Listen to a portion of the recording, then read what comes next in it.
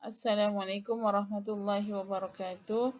Setinggi-tinggi penghargaan diucapkan kepada Encik Roslan bin Hassan sebagai pensyarah pengajian fiqh. Seterusnya Encik Fadli bin Osman sebagai pensyarah kurikulum pendidikan Islam.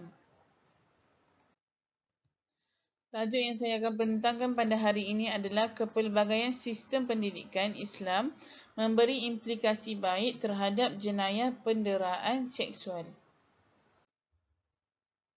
Baiklah, pengenalan untuk kepelbagaian sistem pendidikan Islam adalah: yang pertama, pendidikan Islam merupakan mata pelajaran yang wajib diambil oleh semua murid Islam di Malaysia. Seterusnya, perubahan demi perubahan yang berlaku di atas kurikulum pendidikan Islam boleh dilihat sepanjang perkembangannya. Ia bertujuan. Apa tujuan perkembangan kurikulum pendidikan Islam? Adalah untuk mempertingkatkan dan memampatkan lagi sistem pendidikan Islam agar bersifat holistik dan global serta dapat memenuhi falsafah pendidikan Islam dan falsafah pendidikan kebangsaan. Tidak dinafikan juga, pendidikan Islam merupakan wadah penting yang dapat membentuk dan melahirkan insan yang seimbang dan sepadu dari sudut intelek, rohani, jasmani, emosi dan sosial yang bertepatan dengan ajaran Islam. Pendidikan hendaklah mengambil kira semua golongan murid agar tidak berlaku keciciran lantas ketinggalan dalam arus perdana pendidikan di Malaysia.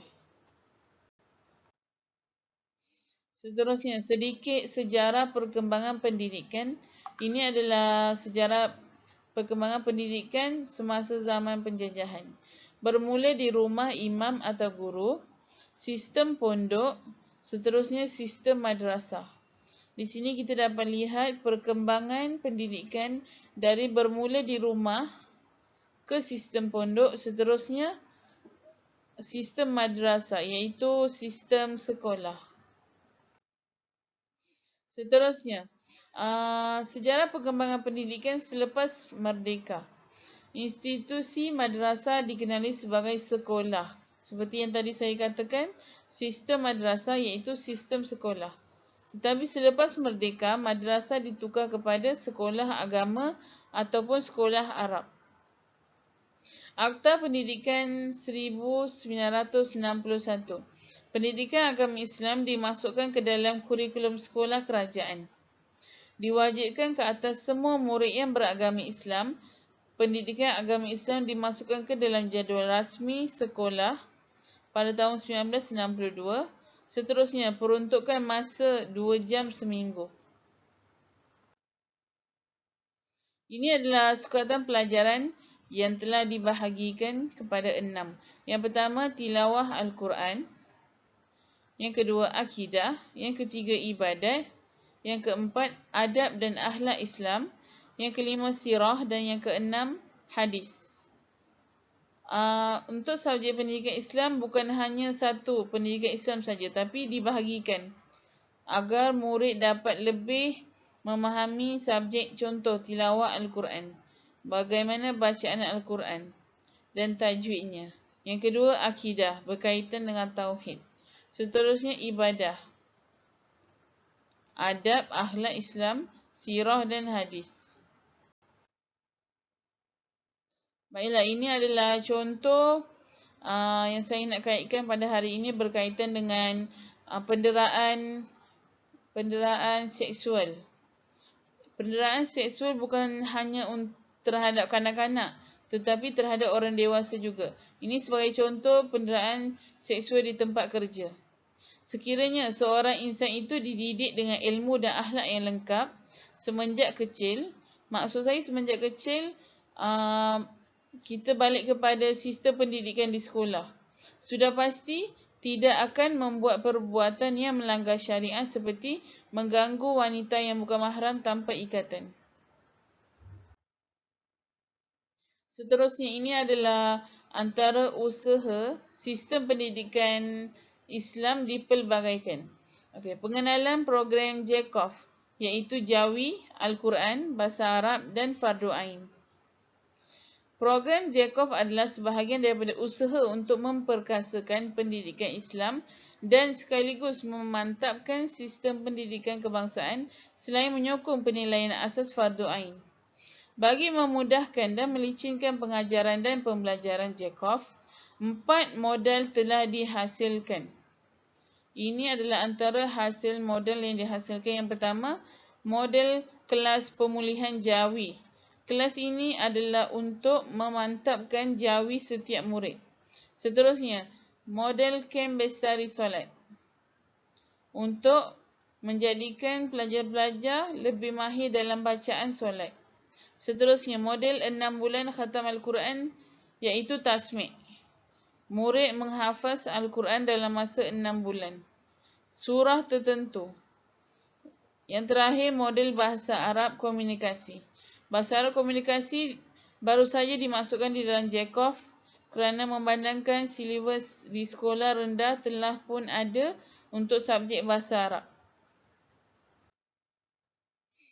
Mata pelajaran pendidikan Islam turut terlibat dalam transformasi pendidikan yang bersifat futuristik dan global ini. Transformasi pendidikan dapat dinilai melalui perubahan tahap pembelajaran dan perkembangan semasa murid secara holistik yang menekankan pembangunan intelek, rohani, emosi dan fizikal seiring dengan pembinaan identiti nasional yang kukuh. Di sini kita dapat lihat 4 unsur. Yang pertama, pembangunan intelek, rohani, emosi dan fizikal. Keempat-empat ini amat penting untuk membina murid yang holistik, yang mempunyai intelektual, boleh membina globalisasi negara. Pendidikan bersifat futuristik iaitu PDP yang mampu memenuhi kehendak masa hadapan dari pelbagai aspek termasuk teknologi, pedagogi, keperluan sumber manusia dan kepribadian ideologi. Baiklah, saya akan masuk kepada tajuk perbincangan bagi bahagian fakt iaitu penderaan seksual. Apa itu penderaan seksual? Gangguan seksual adalah sebarang bentuk perhatian seksual baik yang diucapkan atau perbuatan bersifat seksual, disengajakan atau berulang-ulang yang membawa kesan gangguan emosi, psikologi atau fizikal yang tidak diundang atau tidak disenangi. Penderaan seksual merupakan isu sejagat. Mangsa adalah kanak-kanak, remaja, individu dewasa dan tidak mustahil berlaku juga kepada warga tua. Ini adalah contoh berita berkaitan penderaan seksual kanak-kanak. Penderaan seksual kanak-kanak lebih 500 kes direkodkan di Perak. Ini hanya satu negara, belum termasuk satu Malaysia. Hubung kait jenayah penderaan seksual dengan sistem kepelbagaian pendidikan Islam. Cara pengajaran yang pelbagai membuat pemikiran murid-murid berkembang dan menjadi matang. Sebagai contoh, sekiranya tidak mempunyai pembahagian subjek, contoh tauhid, ibadat, akhlak, tajwid. Jika tidak ada pembahagian ini, murid tidak akan mahir dalam sesuatu bidang. Sebagai contoh, bidang Al-Quran. Banyak ilmu yang berkaitan dengan tajwid yang perlu ditekankan. Tetapi sekiranya pendidikan Islam hanya menumpukan kepada satu sahaja, maka jenayah tidak akan diketahui. Apabila murid-murid berilmu dan memahami kesalahan seksual dalam kehidupan, kuranglah masalah.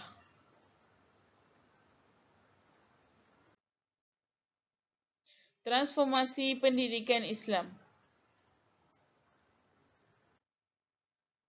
Yang pertama, melahirkan rakyat yang menghayati nilai. Rakyat yang menghayati nilai bermaksud murid-murid yang menghayati nilai sebagai seorang rakyat Malaysia dan nilai sebagai seorang insan yang beragama Islam mempunyai tanggungjawab tertentu. Sebagai contoh, sebagai anak, tanggungjawab menghormati ibu bapa, mempelajari ilmu agama dan sebagainya. Seterusnya, memanfaatkan ICT bagi meningkatkan kualiti pembelajaran di Malaysia. Memaksimumkan murid bagi setiap ringgit. Mentransformasi profesyen pilihan. Menyediakan kesamarataan akses kepada pendidikan berkualiti yang bertaraf antarabangsa. Mengupaya JPN, PPN untuk persediaan menyelas kursus berasaskan keperluan. Ini adalah transformasi yang berlaku. Seterusnya, bidang-bidang pendidikan Islam yang dibahagikan yang terbaharu. Yang pertama, Al-Quran, adab, akidah, sirah, ibadat, jawi, hadis. Ini adalah bidang pembahagian bidang yang diutamakan buat masa sekarang. Hal ini sangat menyumbang kepada perubahan sifat murid setelah mengetahui. Sebagai contoh, hadis. Pelbagai pembahagian hadis berkaitan jenayah, berkaitan muamalat, berkaitan jenayah. Hal ini akan mendedahkan kepada murid betapa pentingnya asas muamalat itu, cara berjual beli. Sebagai contoh, asas jenayah, apa itu gangguan seksual, apa itu jenayah membunuh, apakah hukumannya. Setiap satu akan didedahkan di dalam kitab mengikut subjek. Bentuk-bentuk penderaan seksual. Yang pertama, secara lisan. Yang kedua, secara psikologi. Yang ketiga, gangguan bukan lisan, iaitu secara isyarat. Yang keempat, gangguan secara visual. Dan yang kelima, gangguan fizikal. Baiklah, yang pertama, gangguan secara lisan. Gangguan secara lisan merupakan bentuk gangguan ini dapat dilihat dalam penggunaan bahasa lucah melalui perbualan, berjenaka, bercerita, membuat bunyi-bunyian, memberi kritikan, komen, pujian atau mengajukan soalan berunsur seksual ke atas penampilan, pakaian, tingkah laku, tubuh badan atau aktiviti seksual yang dinyatakan secara terang-terangan atau terselindung. Sebagai contoh, pertanyaan, komen, usikan tentang rupa paras atau tubuh badan wanita, memberi komen tentang saiz buah dada atau punggungnya. Seterusnya, yang kedua adalah gangguan bukan lisan. Gangguan bukan lisan sebagai contoh, merenung, menjeling atau memandang dengan tidak sopan yang tertumpu pada bahagian tubuh badan. Perbuatan seperti menjilat bibir, memegang atau memakan dengan cara bermakna atau berunsur seksual. Ini adalah bentuk yang dipamerkan melalui sifat seseorang, bermaksud gambaran keinginan yang berunsur seksual. Yang ketiga, gangguan secara visual. Gangguan secara visual bermaksud perlakuan menghantar nota, surat, email atau short message, multimedia messaging system, gambar, poster objek atau bahan bacaan yang berunsur seksual melalui penggunaan sebarang bentuk peralatan media, peralatan elektronik atau peralatan komunikasi. Sebagai contoh, menunjukkan alat kelamin, menunjuk, mempamer atau mengedar gambar lakaran bahan berunsur lucah, menghantar atau mengirim nota yang berunsur seksual. Ini adalah bentuk-bentuk penderaan seksual yang boleh dibuat laporan polis. Seterusnya, yang keempat, gangguan psikologi. Gangguan psikologi merupakan perbuatan cuba merapati secara seksual, mendorong, mendesak, mengugut atau memujuk rayu bagi memenuhi keinginan seksual, pengganggu, sama ada melalui surat, telefon, email atau sebarang bentuk peralatan komunikasi. Sebagai contoh, jemputan sosial yang tidak diingini yang berulang-ulang, ajakan, rayuan berterusan untuk temu janji atau kegiatan berunsur seksual.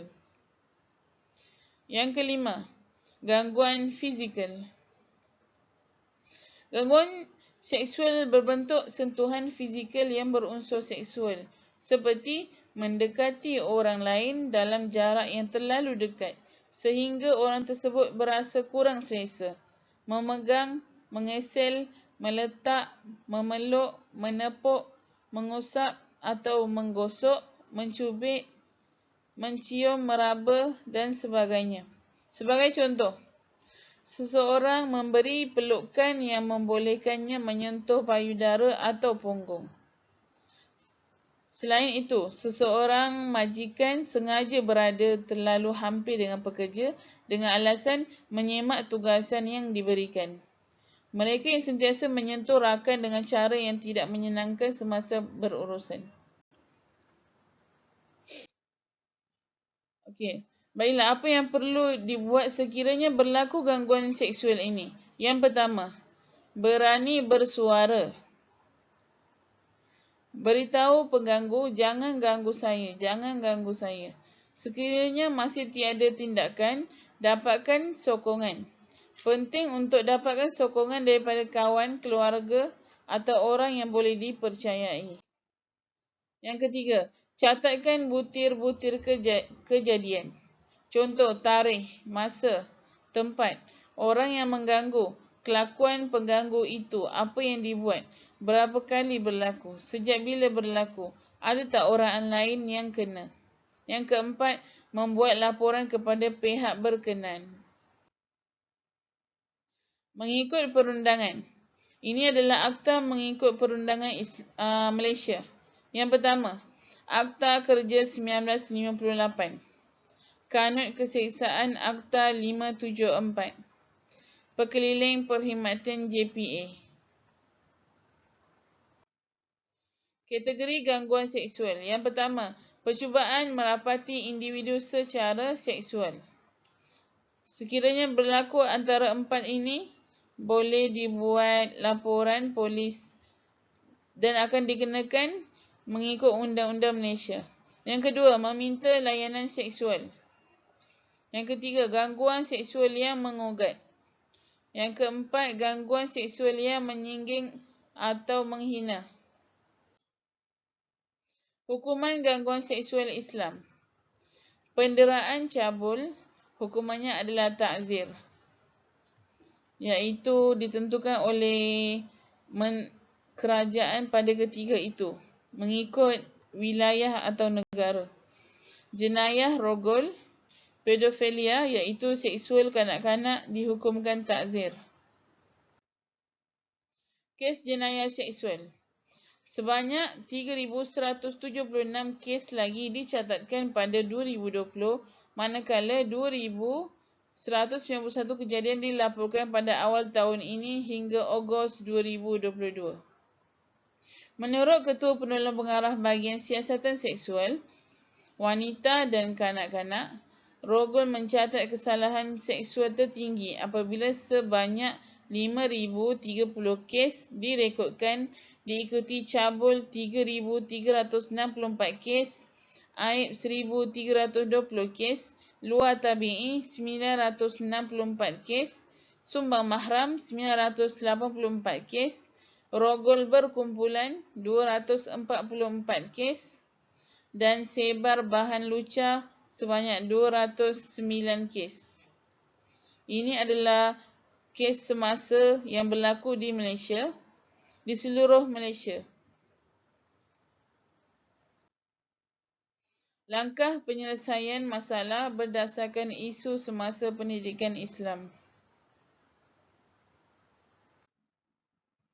Seterusnya, kesepaduan ilmu. Projek gabungan subjek. Ini adalah antara penyelesaian bagi kes jenayah penderaan seksual dikaitkan dengan kepelbagaian sistem pendidikan Islam. Yang pertama, kesepaduan ilmu.